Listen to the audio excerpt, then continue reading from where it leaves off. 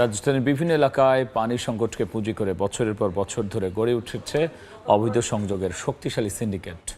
সময় সংবাদের অনুসন্ধানে উঠে এসেছে রাতের আধারে রাস্তা খুঁড়ে ওয়াসার লাইন থেকে সংযোগ চলে যাচ্ছে বাসাবাড়িতে। বিনিময়ে লাখ লাখ টাকা হাতিয়ে নিচ্ছে পাম্প অপারেটর, ঠিকাদার সহ চক্রের সদস্যরা। আব্দুল লতিফের ছবিতে আবু সাইদ নিশানের বিশেষ রিপোর্ট।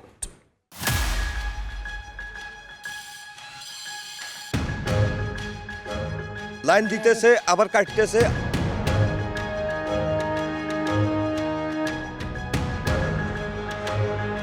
রাজধানীর পূর্ব কাফরুল গভীর রাতে রাস্তা খুঁড়ে ওয়াসার মূল কোবরা লাইন থেকে পাইপ বের করছেন কয়েকজন।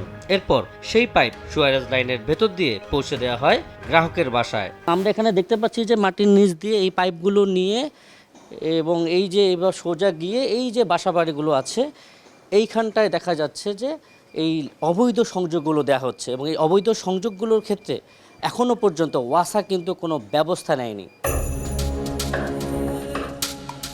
অবৈধ সংযোগ খুঁজতে রাজধানীর মিরপুরের কাজীপাড়া, শেওড়াপাড়া সহ বিভিন্ন এলাকায় সময় সংবাদ। ক্যামেরায় ধরা পড়ে এমন অসংখ্য অবৈধ পাইপলাইন।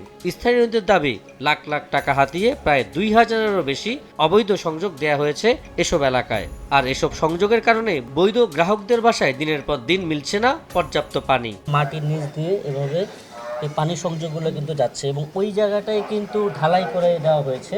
যেখানে সুয়ারেজ লাইন থেকে যে পাইপগুলো আসছে সেটি কিন্তু ওইখানটা ঢালাই করে এইভাবে মাটি চাপা দিয়ে বালু দিয়ে কিন্তু এই যে আমরা একটু আগে দেখতে পাচ্ছি পাইপ, এই পাইপের মধ্য দিয়ে কিন্তু এই সংযোগগুলো যাচ্ছে।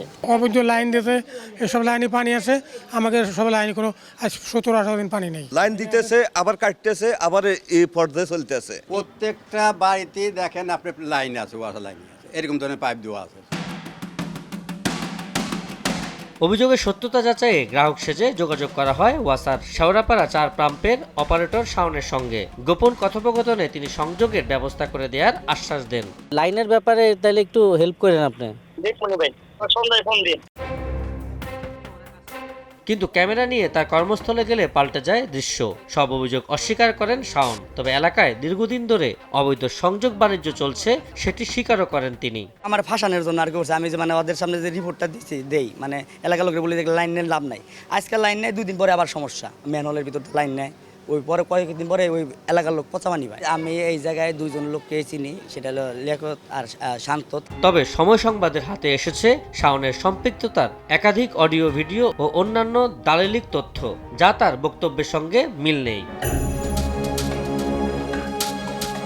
সেই সূত্র ধরে এগোতেই পরিচয় হয় চক্রের আরেক সদস্য ঠিকাদার শান্তর সঙ্গে। উত্তর সিটি কর্পোরেশনের অনেকগুলো কাজ করেছে তার প্রতিষ্ঠান। ক্যামেরার সামনে তিনি বর্ণনা করেন কিভাবে দালাল, ঠিকাদার এবং ভেতরের কিছু ব্যক্তির সমন্বয়ে চলে অবৈধ সংযোগের পুরো প্রক্রিয়া।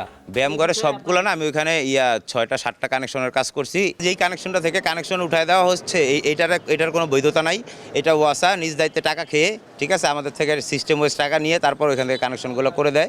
এটা ওয়াসার সাথে এই ওয়াসার শাওন, তারপর ওদের সাথে আরও জড়িত আছে স্বপন, হাবিব, ঠিক আছে, ওরা সম্মিলিতভাবে এই কাজগুলো আমাদেরকে করে দেয় আর কি। বিনিময়ে তারা টাকা খায়। যেই পাইপে সরকারিভাবে কোনো অনুমোদন দেওয়া নাই, সেই পাইপ থেকে 12 ইঞ্চি 10 ইঞ্চি পাইপ থেকে সে রাতভর এই কানেকশনগুলো তাদের সাথে একত্রিতভাবে করে। আপনারা সহযোগিতা করলে না আমরা কি করতে পারবো। অনুসন্ধানে উঠে আসে আরও একটি নাম, লিয়াকত। স্থানীয়দের ভাষ্য, অবৈধ পানির সংযোগের অভিযোগে একসময় কারাভোগও করেছেন তিনি। তবে এবার তার খোঁজে এলাকায় গেলেও কেউ মুখ খুলতে রাজি হননি। অনেকেই ক্যামেরার বাইরে বলেন, এই চক্রের বিরুদ্ধে কথা বললে নানা ধরনের ঝুঁকিতে পড়তে হয়।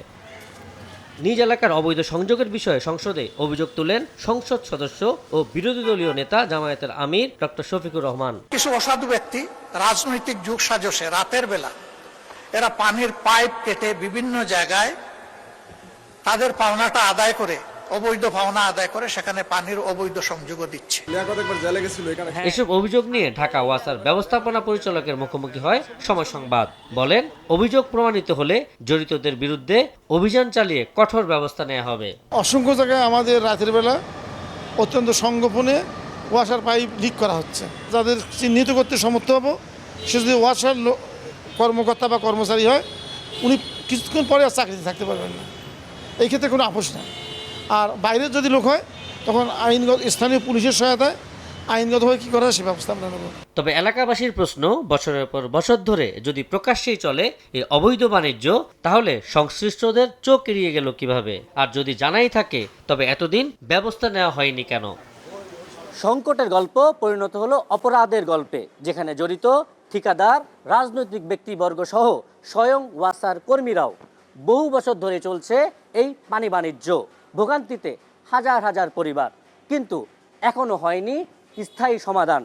এখন দেখার বিষয় এই সংকট নিরসনে কী পদক্ষেপ নেয় কর্তৃপক্ষ। আবু সাইদ নিশান, সময় সংবাদ, ঢাকা।